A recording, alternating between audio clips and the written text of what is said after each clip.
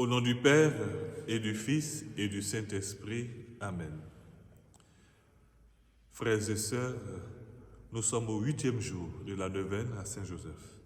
Le thème, Saint-Joseph est au cœur de la communion fraternelle.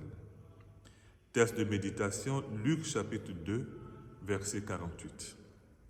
Mon enfant, vois, ton Père et moi, nous te cherchions.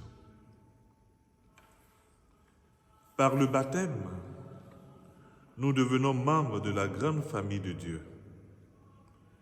Le jour du baptême, le célébrant prononce ces paroles. Vous êtes maintenant baptisés.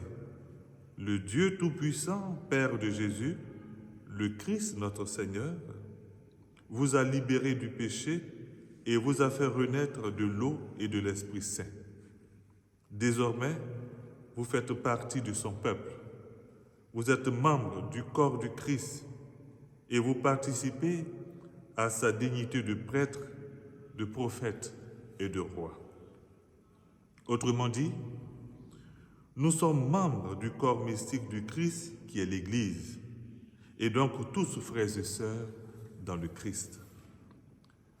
En communion au corps du Christ, les baptisés sont entraînés dans la communion les uns avec les autres, dans une vie de charité, une charité pratique, à l'exemple des premières communautés dans les actes des apôtres. Et ils se montraient assidus à l'enseignement des apôtres, fidèles à la communion fraternelle, à la fraction du pain et à la prière. Tous les croyants ensemble mettaient tout en commun. Ils vendaient leurs propriétés et leurs biens et en partageaient le prix entre tous, selon les besoins de chacun. Actes chapitre 2, versets 42 à 44. Dans son exhortation apostolique Evangelii Gaudium, la joie de l'Évangile, au numéro 91 et 92, le pape François encourage les catholiques à choisir la fraternité et à partager un amour fraternel qui sait regarder la grandeur sacrée du prochain, découvrir Dieu en chaque être humain. Il écrit « Je désire demander spécialement aux chrétiens de toutes les communautés à travers le monde d'offrir un témoignage de communion fraternelle qui devienne lumineux et attrayant. Que tous puissent admirer la manière dont vous prenez soin les uns des autres. Comment vous vous encouragez mutuellement et comment vous vous accompagnez. Frères et sœurs, que tous soient un. Telle est la prière de Jésus en Jean chapitre 17, verset 1. La prière du Christ pour ceux que le Père lui a donnés. Une vie de communion fraternelle qui passe par une union de cœur avec Jésus. Saint Joseph, Père admirable de l'enfant Jésus et noble époux de Marie, a vécu cette union de cœur avec Jésus et Marie.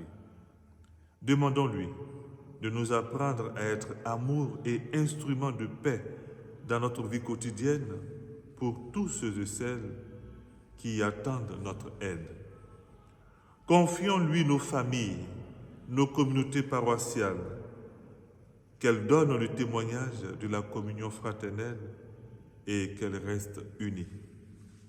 Sollicitons sa faveur pour que, entre parents et enfants, il y ait cette compréhension affectueuse et sincère qui les rende bons les uns envers les autres.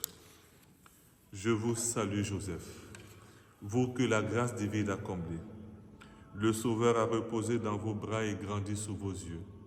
Vous êtes bénie entre tous les hommes, et Jésus, l'enfant divin de votre virginale épouse, est béni. Saint Joseph, donné pour Père au Fils de Dieu, priez pour nous dans nos soucis de famille, de santé et de travail.